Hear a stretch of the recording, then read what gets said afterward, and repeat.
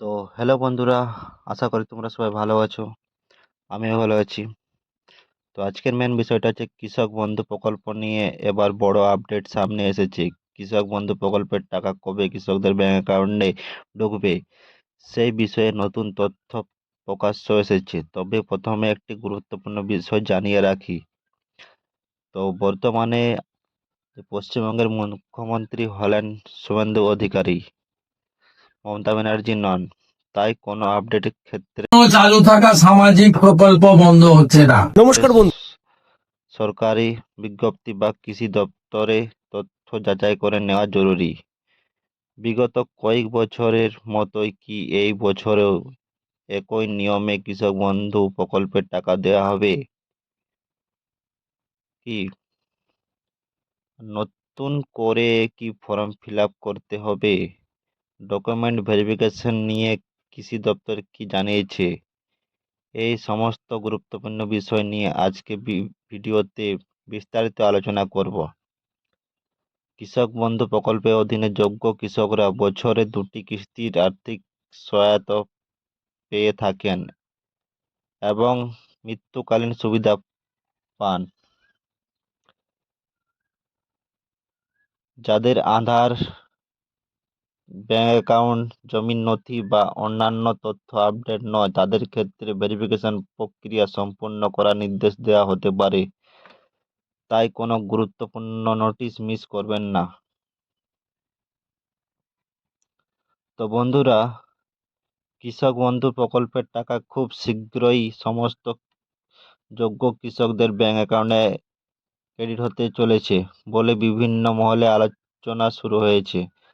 তবে তার আগে কৃষি দপ্তরের পক্ষ থেকে বেশ কিছু গুরুত্বপূর্ণ ডকুমেন্টস ভেরিফিকেশন বিষয় সামনে এসেছে। সেই প্রতিবেদনে ঠিক কী কী জানানো হয়েছে, কোন কোন নথি যাচাই করা হবে এবং কারা এই সুবিধা পাবে, সবকিছু আজকের ভিডিওতে স্টেপ বাই স্টেপ বিস্তারিতভাবে আলোচনা করব। আরও একটি বড় খবর সামনে এসেছে, অনেক কৃষকের আবেদন স্ট্যাটাস পরিবর্তন দেখা যাচ্ছে। এই স্ট্যাটাসে পরিবর্তনের কারণে কিছু কৃষকদের অ্যাকাউন্টে কৃষক বন্ধুর প্রকল্পের টাকা আটকে যেতে পারে বলে আশঙ্কা করা হয়েছে। তাই যারা এখনও নিজের স্ট্যাটাস চেক করেনি তাদের জন্য ভিডিও এই অংশটি অত্যন্ত গুরুত্বপূর্ণ। এছাড়া অনেকে মনের প্রশ্ন রয়েছে যে কৃষক বন্ধু প্রকল্পে কি পিএম কিষাণ প্রকল্পে কনভার্ট হচ্ছে? কৃষক বন্ধু ও পিএম কিষাণের মধ্যে কোনো নতুন নিয়ম চালু হয়েছে কি? কারা কারা টাকা পাবে এবং কারা বাদ পড়তে পারে?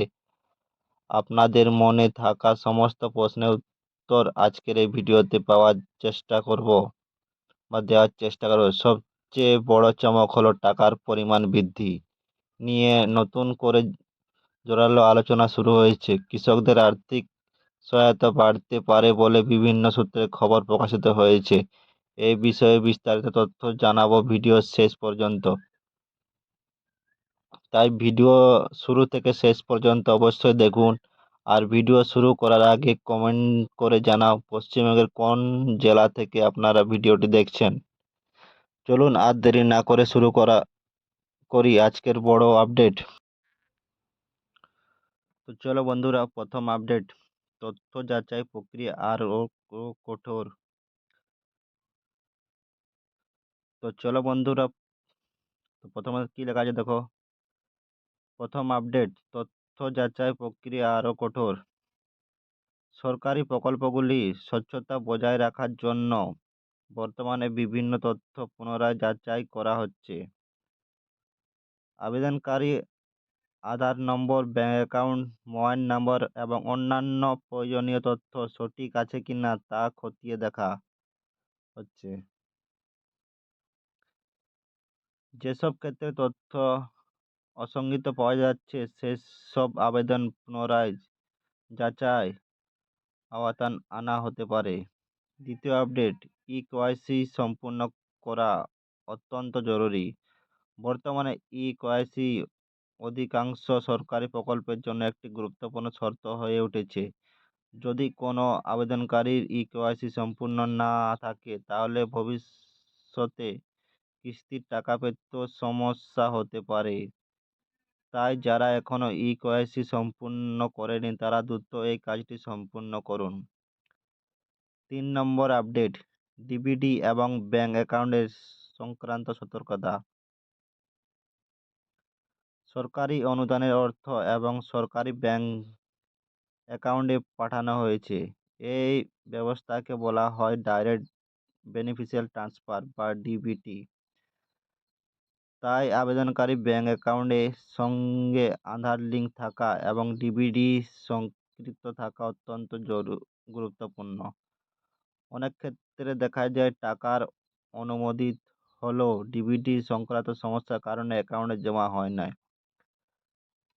যারা যারা কৃষক বন্ধু বা পিএম কিষাণ আবেদনকারীর জন্য সম্ভাবনা প্রয়োজনীয় ডকুমেন্টস, যে কৃষক বন্ধু আবেদন করা বা পিএম কিষাণ আবেদন করার জন্য কী সব ডকুমেন্টস লাগবে। আবেদন বা তথ্য সংশোধনের ক্ষেত্রে সাধারণত নিম্নলিখিত নথিগুলো প্রয়োজন হতে পারে: Aadhaar card, voter card, ration card, ব্যাংকের পাসবুক কপি, সক্রিয় মোবাইল নাম্বার ও পাসপোর্ট সাইজ ছবি, জমির নথি বা খতিয়ান যদি প্রয়োজন হয়, অন্যান্য প্রয়োজনীয় সরকারি নথি। আবেদন করার আগে সমস্ত নথি আপডেট এবং সঠিক আছে কিনা তা যাচাই করে নেওয়া উচিত, নাহলে পরবর্তীকালে তোমাদের কৃষক বন্ধু বা পিএম কিষাণের টাকা পেতে অসুবিধা হবে। তো তোমরা যত তাড়াতাড়ি পারো নিজের ডকুমেন্টসগুলো ঠিকঠাক রাখবে যাতে কোনো অসুবিধা হয়নি। তো আবেদন কোথায় করা যাবে? সরকারি নির্দেশিকা অনুযায়ী আবেদন বা তথ্য সংশোধনের জন্য আবেদনকারী নিম্নলিখিত স্থানে যোগাযোগ করতে হতে পারে: দুয়ারে সরকারের ক্যাম্পে বা কৃষি দপ্তরে বা ব্লক অফিস, বাংলায় সহায়ক কেন্দ্র বা সিএস সেন্টার, নির্ধারিত সরকারি অনলাইন পোর্টাল। কারা সমস্যার সম্মুখীন হতে পারে? মানে কৃষক বন্ধু যারা আবেদন করেছো তারা কি কি কারণে সমস্যার সম্মুখীন হতে পারে। যেমন ইকেওয়াইসি অসম্পূর্ণ থাকার জন্য কৃষক বন্ধু বা পিএম কিষাণের টাকা ঢুকবে না তার ব্যাংক অ্যাকাউন্টে।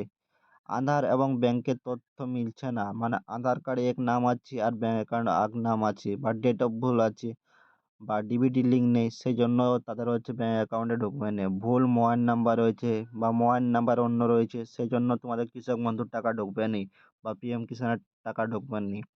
জমির তথ্য অসম্পূর্ণ, জমির তথ্য যদি ঠিকভাবে না দেওয়া হয় তা তোমাদের কৃষক বন্ধু বা পিএম কিষাণের টাকা ঢুকবে না।